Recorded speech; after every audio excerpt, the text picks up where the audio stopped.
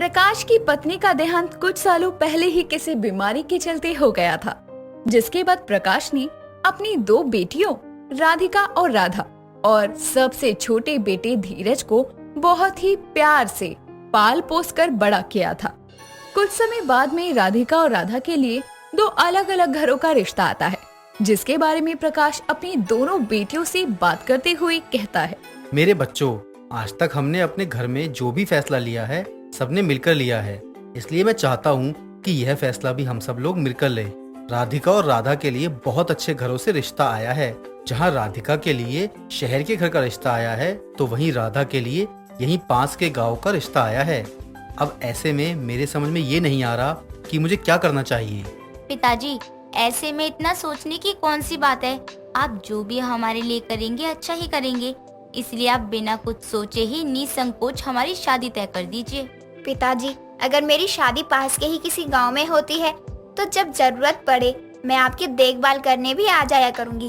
और वैसे भी जब तक धीरज की शादी नहीं होती और घर में बहू नहीं आती, तब तक हम दोनों बहनों को आपका और धीरज का ध्यान रखना है। उनकी बातें सुनकर प्रकाश की आंखें भर आती है, जिसके बाद राधिका और राधा की शादी करके प्रकाश उन्हें अपने अपने घर विदा कर देता है। समय बीतता है और धीरज भी अपनी पढ़ाई पर बहुत अच्छे से ध्यान देता है, जिसके बाद उसे अमेरिका जाकर पढ़ने का अवसर मिलता है और वो वहाँ नौकरी कर कुछ पैसे भी कमाता है। बीच बीच में राधिका और राधा भी अपने पिता को संभालने जाया करती। दिन गुजरते हैं और एक दिन प्रकाश कॉल करके अपनी दोनों बेटियों को बताता है। मेरी बच्चियों, धीरज को एक विदेशी लड़की पसंद है और धीरज उस विदेशी लड़की से शादी करके उसे अपने गांव लेकर आ रहा है।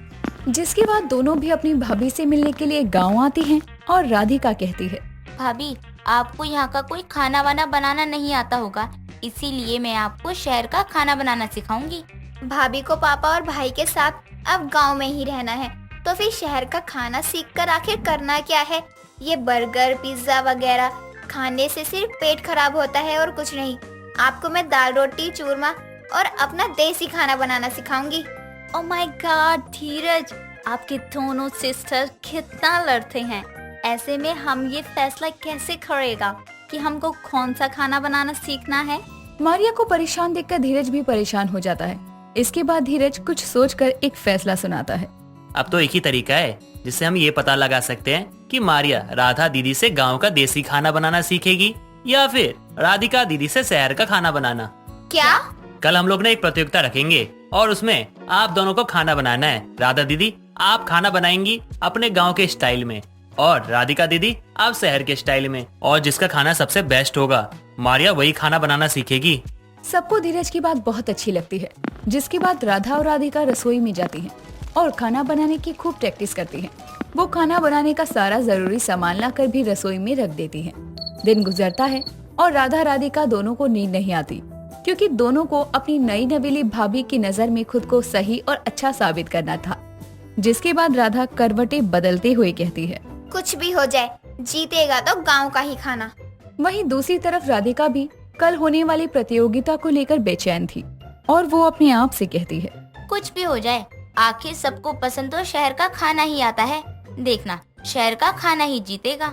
जिसके बाद अगले दिन प्रकाश, धीरज और मारिया तीनों रसोई के सामने चारपाई डालकर बैठ जाते हैं और वहीं राधिका और राधा अपना अपना खाना बनाना शुरू करते हैं।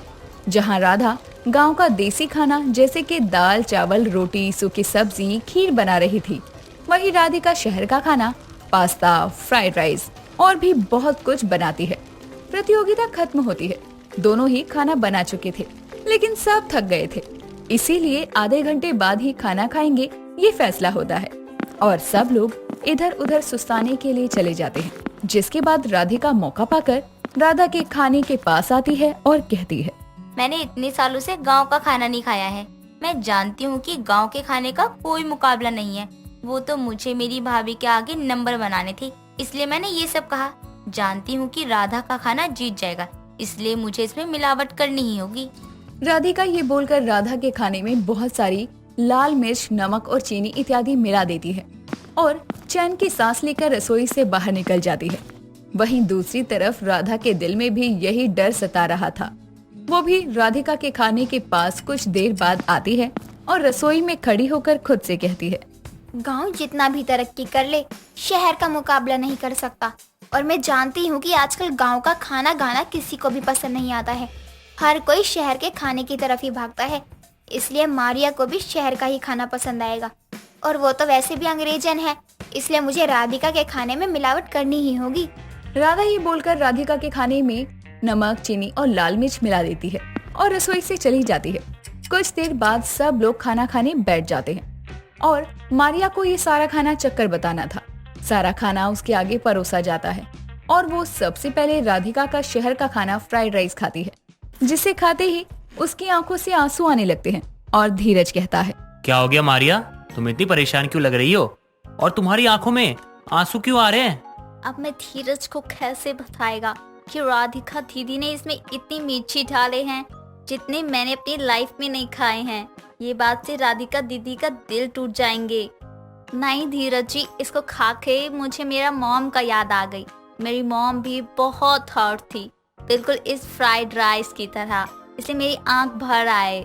मारिया को किसी तरह लाल मिर्च वाले फ्राइड राइस खाते देखकर राधा को बहुत बुरा लगता है और वो अपने मन में कहती है, इन फ्राइड राइस में तो मैंने बहुत ज्यादा मिर्ची मिलाई थी।